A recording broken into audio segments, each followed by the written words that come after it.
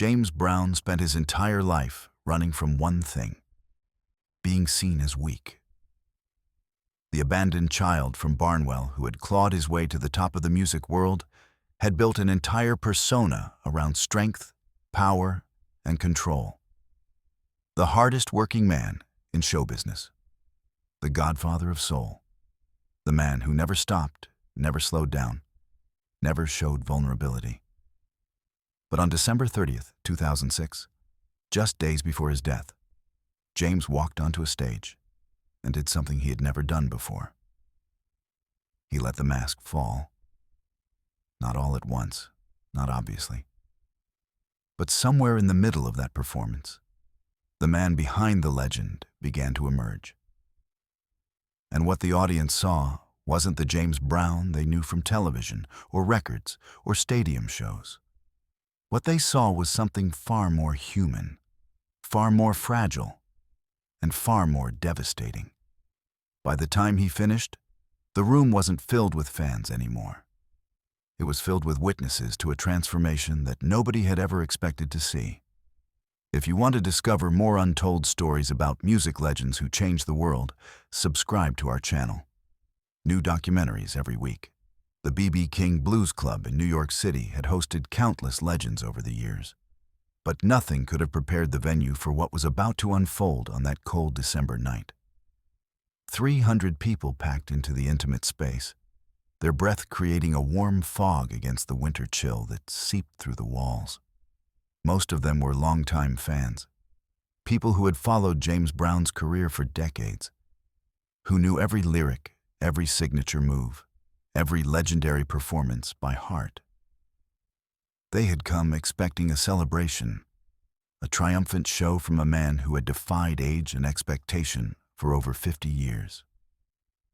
What they got instead was something entirely different, something none of them would ever be able to forget, no matter how hard they tried. James Brown had always understood the power of entrance. From his earliest days at the Apollo Theater in Harlem, he had mastered the art of commanding a room before he even opened his mouth. The way he walked, the way he held his shoulders, the way his eyes swept across the crowd, it all communicated one thing. This was his domain, and you were privileged to be in it. But when he walked onto the stage at B.B. King's that night, something was different. His steps were measured, careful in a way they had never been before.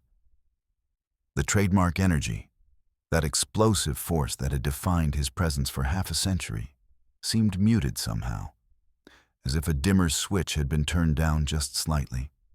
Not enough for most people to notice immediately, but enough that the musicians on stage exchanged brief glances, a silent acknowledgement that something wasn't quite right. The band started with one of his classic numbers, the familiar funk groove filling the room with the sound that James had invented decades earlier. His voice, when it came in, still carried that distinctive rasp, that gritty texture that had inspired generations of singers. But there were cracks in it now, places where the power didn't quite reach the way it used to. He pushed through the first song with determination, hitting his marks, delivering the lines that audiences had heard him perform thousands of times before. The crowd responded enthusiastically, clapping along, shouting encouragement, giving him the energy that had always fueled his performances. Yet anyone paying close attention could see the effort it was costing him. The way he gripped the microphone stand just a little tighter than necessary. The way his breathing became labored between phrases. What happened during the third song changed everything. James had launched into one of his signature routines, the kind of high-energy sequence that had made him famous, when suddenly he stopped mid-phrase. Just stopped. The band continued playing for a few bars before they too fell silent, confused by the unexpected halt. For a moment, the entire room held its breath. James stood at the center of the stage, microphone in hand, his head slightly bowed. The silence stretched out, seconds feeling like minutes. until finally he looked up at the audience with an expression that nobody there had ever seen on his face before. It wasn't the showman's mask. It wasn't the controlled persona of the Godfather of Soul. It was raw, unfiltered vulnerability. He began speaking, not singing. His voice quiet enough that people in the back had to strain to hear. He talked about being tired, not the performative tiredness of his famous cape routine, where he would collapse on stage only to spring back up moments later with renewed vigor. This was different. This was real exhaustion, the bone-deep weariness of a man who had been fighting his whole life and was finally ready to stop pretending he wasn't worn down by the battle. He talked about his childhood in Barnwell, about the shack he grew up in that didn't have electricity or running water, about picking cotton and shining shoes just to survive. These weren't new stories. Fans had heard versions of them before. But the way he told them now carried a weight they never had previously. There was no triumph in his voice, no pride in having overcome those circumstances. There was just the stark reality of what those years had cost him. The musicians on stage didn't know what to do. This wasn't in any playbook they had rehearsed. James Brown never broke character during a performance. Never. That was one of the fundamental rules of his artistry. You gave the audience everything you had. You left it all on the stage. But you never let them see behind the curtain. You never showed them the man underneath the legend. Yet here he was, doing exactly that, stripping away the layers of persona that he had built up over 50 years of performing. One of the backup singers later recalled feeling like she was intruding on something private, something that shouldn't be witnessed by a room full of strangers. But she also felt honored, in a strange way, to be present for this moment of truth from a man who had spent his entire career keeping truth at arm's length. James continued talking, moving between memories and observations with a kind of stream of consciousness flow that was completely unlike his usual tight, controlled performances. He mentioned his mother, the woman who had left him when he was 4 years old, walking away from that shack in Barnwell and never coming back. He had rarely spoken about her publicly over the years, and when he did, it was always with a kind of defensive anger, a hardness that kept the pain at bay. But now, standing on that stage just days before his death, the anger was gone. What remained was just sadness, a profound grief for the childhood he never got to have, for the mother he never really knew, for the wound that had never healed, no matter how successful he became, or how many people screamed his name. The audience didn't know how to react. Some people were crying openly. Others sat in stunned silence, processing what they were witnessing. A few looked uncomfortable, as if they had accidentally walked in on something they weren't meant to see. But nobody left. Nobody moved.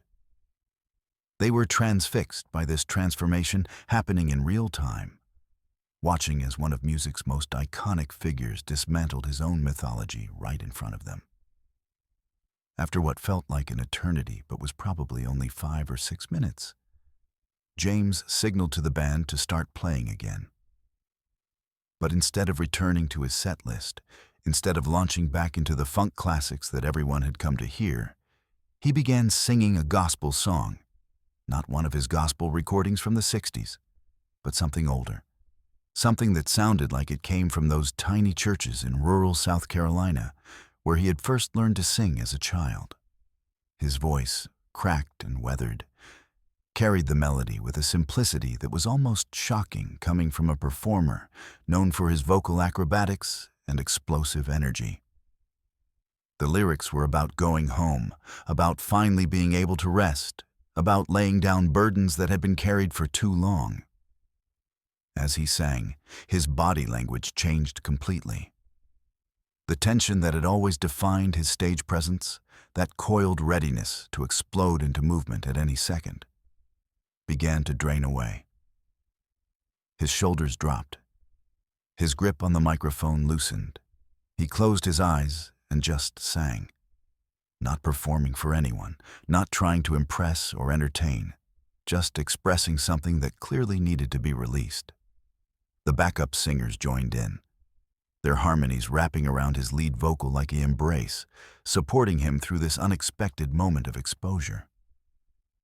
People in the audience later described feeling like they were witnessing something sacred, like the performance had transformed into something more akin to a church service than a concert.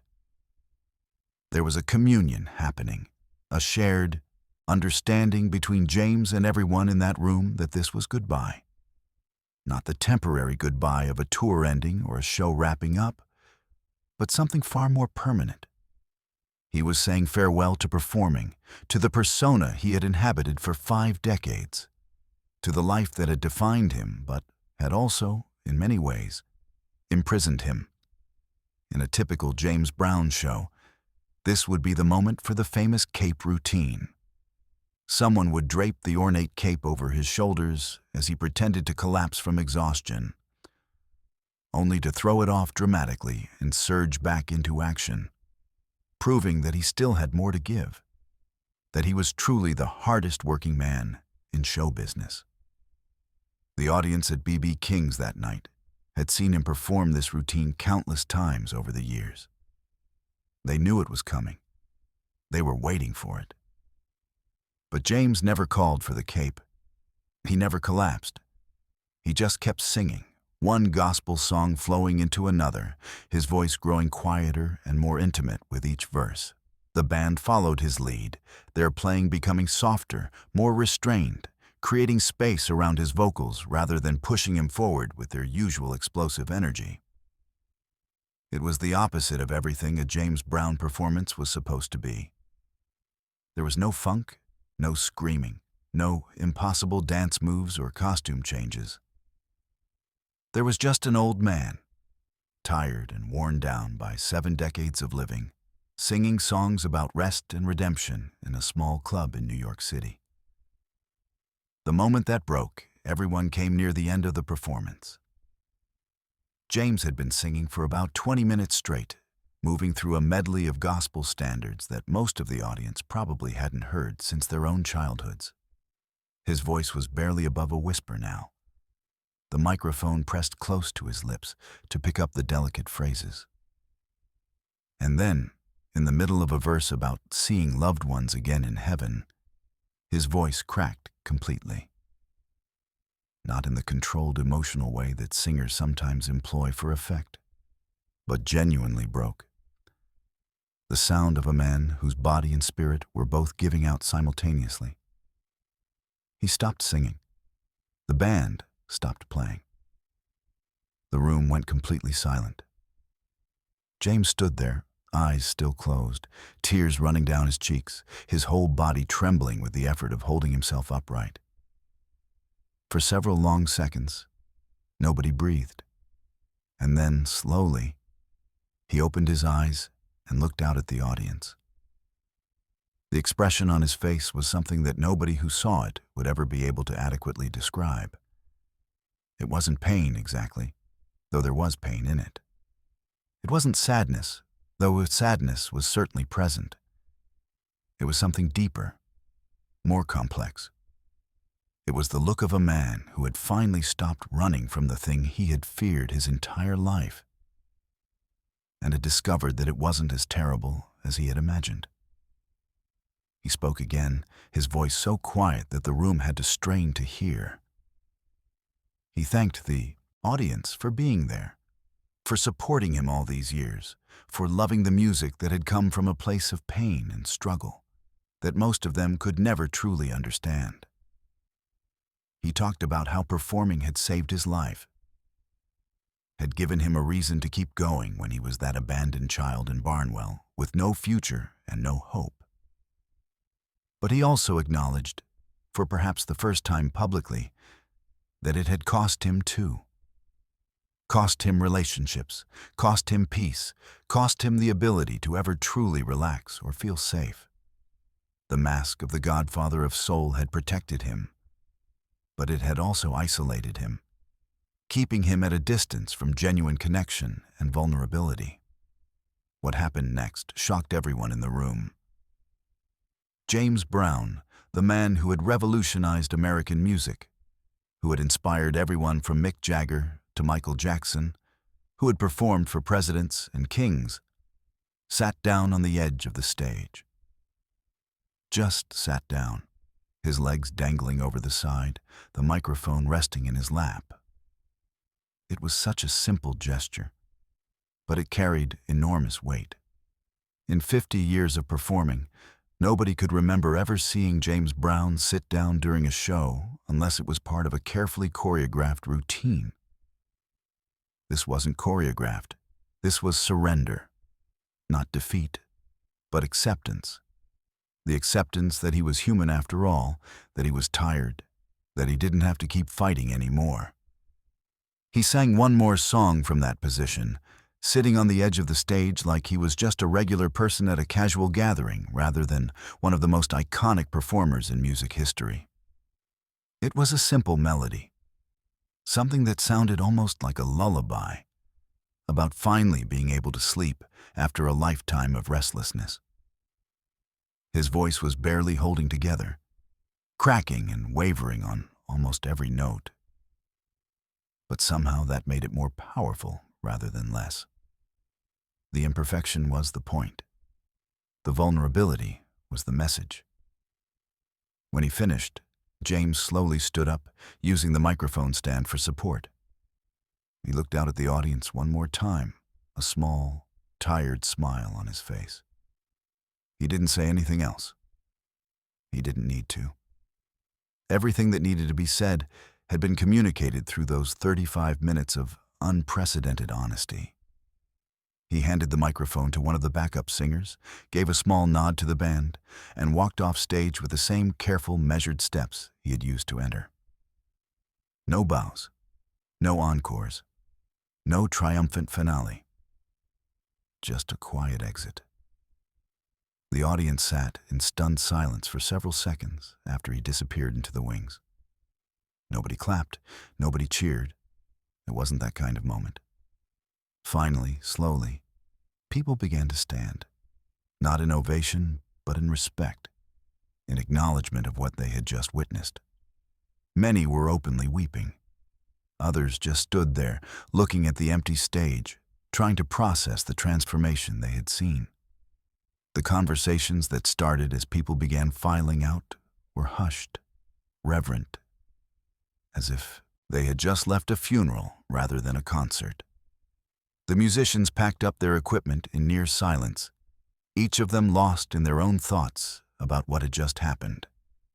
James had already left the venue, driven back to his home by his assistant. He wouldn't perform again. 6 days later, on Christmas morning, he would be dead, his heart finally giving out after 73 years of carrying the weight of being James Brown. The people who were at B.B. King's that night carry the memory of that performance with them still. Most of them don't talk about it much, not because it wasn't important, but because it feels too sacred to share casually, too profound to reduce to anecdotes and social media posts. But when they do discuss it, usually in quiet conversations with other fans or musicians who can truly understand, they all say the same thing. It changed how they think about strength and vulnerability, about performance and authenticity, about the cost of being a legend. James Brown had built his entire career on the idea that showing weakness was unacceptable, that the only way to survive in a world that wanted to keep him down was to be harder, stronger, more relentless than anyone else. And for 50 years, that approach had worked. It had taken him from poverty and abandonment to international fame and recognition. It had revolutionized music and inspired countless artists. But in the end, his greatest performance wasn't the cape routine at the Apollo or the legendary appearance on the TAMI show or any of the other iconic moments that defined his public image. His greatest performance was the one where he finally stopped performing. In those 35 minutes at B.B. King's Blues Club, James Brown gave his audience something more valuable than entertainment. He gave them permission to be human, to acknowledge their own exhaustion and vulnerability, to understand that strength doesn't always mean never breaking down. It sometimes means having the courage to let people see you as you really are. Without the mask, without the armor, without the persona that protects you from the world, but also keeps you isolated from genuine connection. The recording equipment that night captured everything. The audio exists in a vault somewhere, a document of that extraordinary transformation. But it has never been released, and according to those who control James Brown's estate, it probably never will be. Some moments are too personal, too raw, too sacred to be commodified and sold. That performance belongs to the 300 people who were there, who bore witness to a legend's final act of courage, and to James himself, who in his last days on earth finally found the strength to be weak.